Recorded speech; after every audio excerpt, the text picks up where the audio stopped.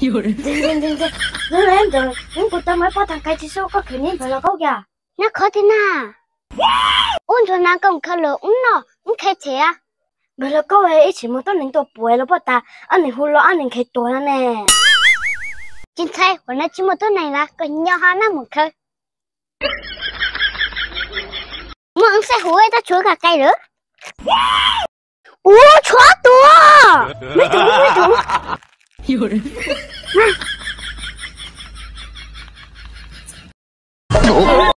Lúc nào hả tới thề?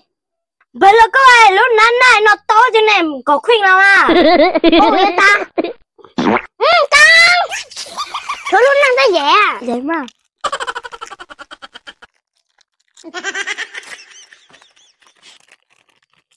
Cho nó tung hủa cái sự dạy của lấy im lại hết. Bao là cái sự dạy của lấy hết. Ủa tôi này. Mày nói sao? Biết tao nói chưa rồi biết mua tiếp để lên. Ui, mày lại muốn đi tẹt cá hả bà? Sao mà đó được? Nào tụi này dễ vừa là. Nó có một la gì vậy?